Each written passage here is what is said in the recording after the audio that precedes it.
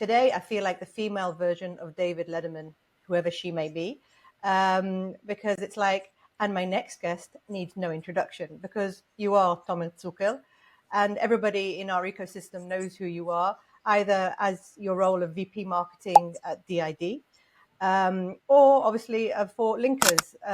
How many people do you have sort of like as part of the largest LinkedIn group? I think not on the planet, but in Israel for sure. Yeah. First of all, thank you so much. But we're currently very close to 27,000 of members. This is an amazing community, mainly because this is one of the most engaged communities on Right. LinkedIn in the world. So we got Oh, like really? yeah.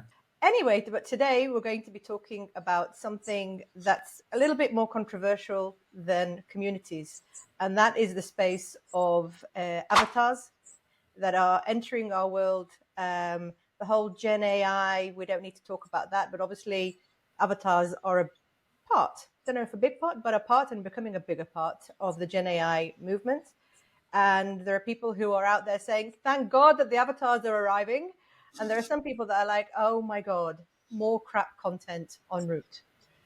And, you know, let's talk about that a bit. I mean, obviously you're in favor, right? Because you're working for DID. If you weren't in favor of avatars, then you wouldn't be working there. So come on, give us the gospel, give it to us. What made you say, I want to go and work for this company because they're doing some solid, good stuff for humanity and the tech world, or not even the tech world, for businesses? Yeah. Okay. Good questions. To be honest, one of the main reason I joined DID was that I'm a content creator. You know, I'm creating a lot of content, Yep. like over hundreds of posts in a year across platforms, and I really enjoy of creating content.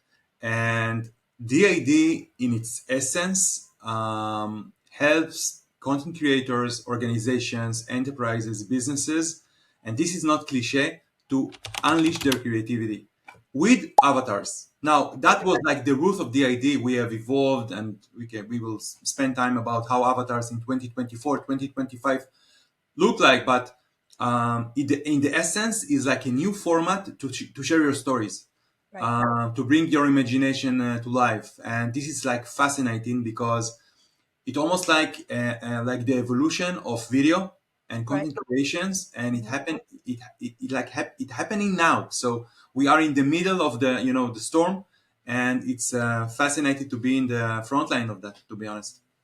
I agree. I've started to play with DID, and I'm loving the potential here. And we can talk about that at length, but that's not the point of this conversation. But I'm loving it for two key reasons personally. First of all, because I create also a lot of content, and there's only so much that you can stand in front of a camera, and it would be a lot easier if there was a sort of like a Billy 2.0 whatever, who would do lift a lot of the weight for me, would do a lot of the weightlifting for me. And would just sort of like, hey, I'm going to type in the script and you just say it, Billy. Come on, you go to it. So that's one. So it's basically enabled me to multiply the Billies or other people in the organization, right? Yeah. A lot of issues you were saying about it's the evolution of video. So as an agency, we know the value of content. We know the value of video. Yeah. We always hit that spot with our campaigns where we say, okay, now we need to create video. So we go through the agonizing process of getting the CEO or the CFO or the CTO or the CMO even. A lot of CMOs don't like being in front of the camera. Whoever it is, getting them in front of the camera. We record them. It's a huge success. Now you try doing that again. Even though they know it's successful and even though everybody's saying to them, wow, that video was really on point, it will take you months to get them on video again. They don't like it. They don't have the time. They don't have the budget. And so like, hey, there's an avatar for that. You mentioned few very accurate perspectives because first of all, we know as marketing managers that and content creators that video as a format is one of the most engaging and converting format, Right. because it almost like multi-sense format. You can hear people, you can see them move, you can see their gestures, hear their voice, intonation, and whatever. Right. This is from one side. The other side is that we know that faces, human faces, um, converts as well. We see all the ads on social networks, whatever. When you place a face of a person, you convert more. Right. And it's the No same doubt for about that. video because in our core as human beings, we look for trust. So we have videos, we have faces. This is like from the good side, but we also have some challenges Mm-hmm. because video as a format, as you mentioned, it's quite complex to produce Right. because if you would like high-end video, it costs a lot of money and it takes time to produce high quality video. And moreover, many people feel embarrassed to be in front of the camera. In addition to that, when we are thinking about video that we create for customers, as you mentioned, as an agency, think about you create a video for the CEO, for the general manager, for a product marketing manager, whatever. Yep. You complete the project, and like 2 months afterwards, this person leave the organization. Ah, What can you do, right? So, right. but you can see that there is like the needs, of having videos, of having people, and on the other side there is a gap because it's complex, it's costly. You are dependent on human beings, and human beings are not really, predictable, I would say. Right. So there is a gap, and within this gap, we bring AI avatars. Now, AI avatars, it's not like a silver bullet, but it can close some of the gap. For instance, you can create a gallery of avatars that are based on your employees, your managers, whatever. We can talk about the techniques around that, Right. but you also can create galleries of like AI generated avatars or Okay. fictional avatars, which Yep. are not dependent on real human beings. So Mm-hmm. in that case, when someone leaves the organization, you have a fallback plan. You don't need to reshoot the video. Now, So I can take the text of somebody who's left, or the voice or the text of somebody who's left the organization and plant it on an avatar. you can use the same script in terms of voice Ah, cloning. Yeah, of course. In terms of okay. voice cloning, you can do that, but again, it's going to like privacy and legal Right. issues. Okay. Fair Um, enough. Yeah. but you can use the script, right? It will Yes. cost you a lot of time and Yeah. frustration. Right. You would like to create product marketing managers that can speak in local languages Mm-hmm. and address local cultures, whatever. But you have only one product manager at your organization, and they speak in English, right? Right. And we know localization and personalization make the difference. Now, again, using AI and AI avatars, you can create new muscles for your business, and you have more control of the videos you create, and by that to impact the bottom line of the organization. We're painting, so like we've been talking for a few minutes now, we're painting a really lovely rosy picture, and we'll go back to La La Land and everything is beautiful. But we do know of also like something that really, frightens me, is the deep fake issue, Yeah. or knowing, not even deep fake, just fake. Like, how do you know when something is real? And I feel that like once the avatars are unleashed, that's it. Like, there's no way of really being able to say, this is really that person speaking, or an avatar that that person has approved to speak on that person's behalf. And that's pretty creepy. It's like, it's a frightening thought. I mean, Yeah. is it going to be the Wild West, or is it already the Wild West as I'm imagining it, or is it sort of like, is it more complicated to get to that than I actually think it is? Any video, any avatar that being produced by DID is it includes a watermark of DID, our logo, and if you are a paying user, there is a logo or watermark of AI. So it's important for us that people will understand that this is like a synthetic media. This is not Okay, like a I didn't realize that. genuine person.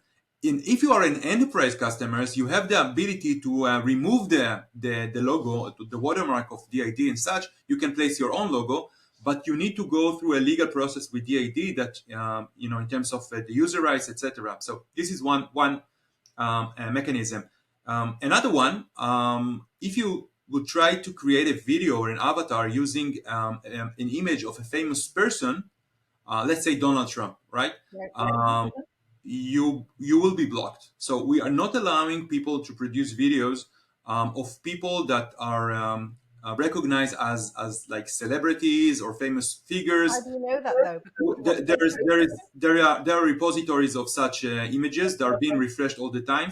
I see. And when you put, on scale the values or the benefits of the technology and the risk, the values are amazing. We just need to be more cautious around that and to be more responsible around that. Tomer, I could carry on talking to you about this for a gazillion years or a few hours anyway. But we all want to see, basically, bottom line, who's using this?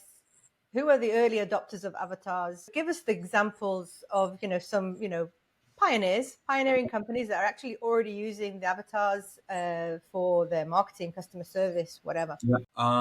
PepsiCo Corporation is one of our customers.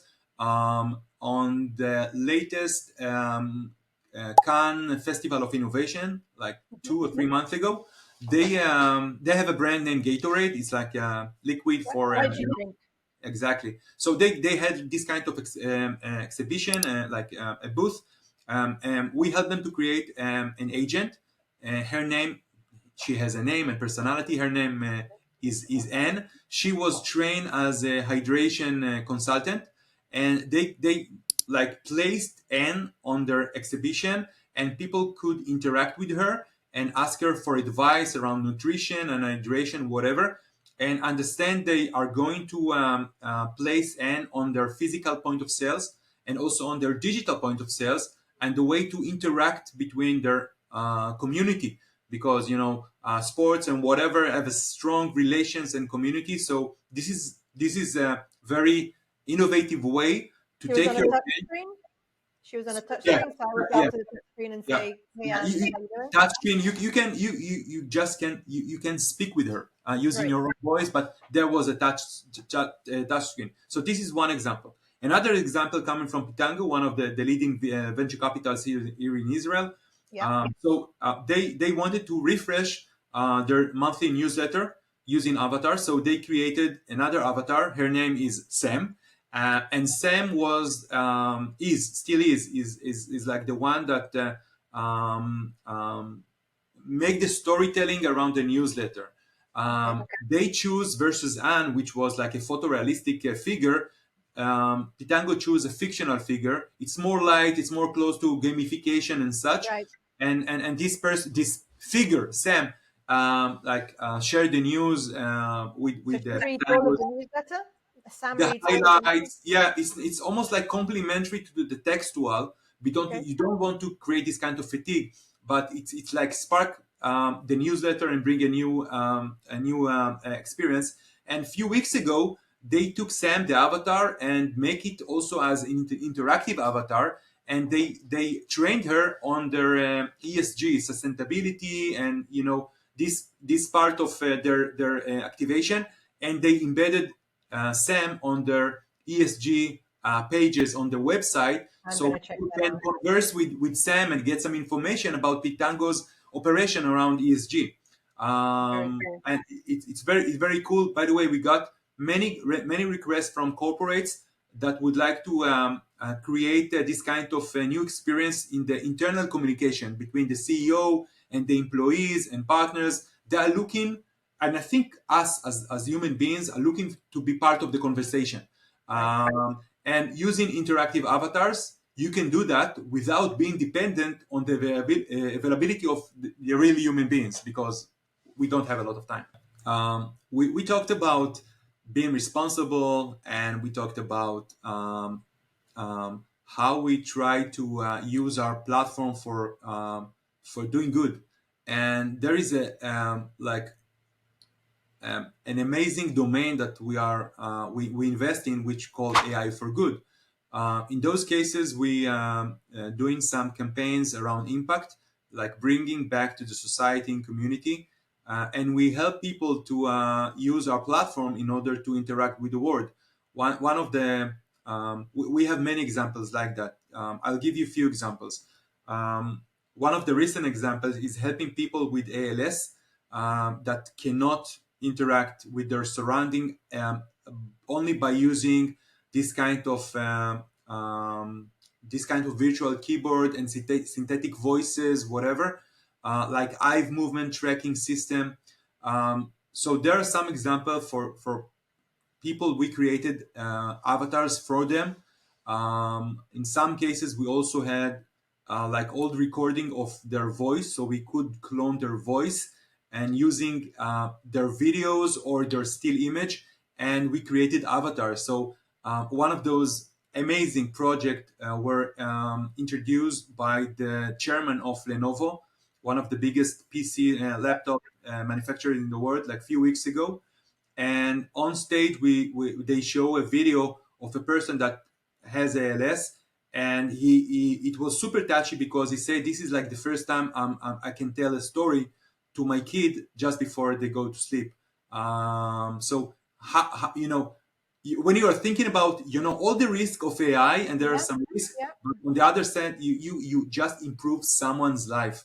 And we have more example like that. As they say, there's no risk without benefit or no benefit without risk. But the balance is definitely tricky.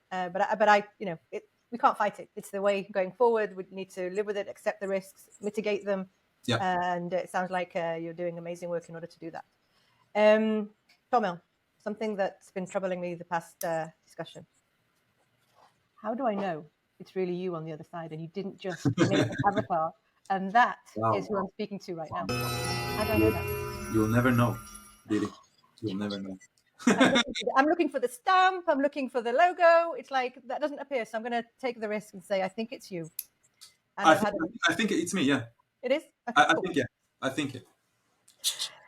Tomer, you're a star. It really is such an interesting product, and I definitely understand that you can, you get up every day with like, wow, you literally are changing the way sort of like marketers market, the way training people train, the way customer service folks are going to be delivering their service.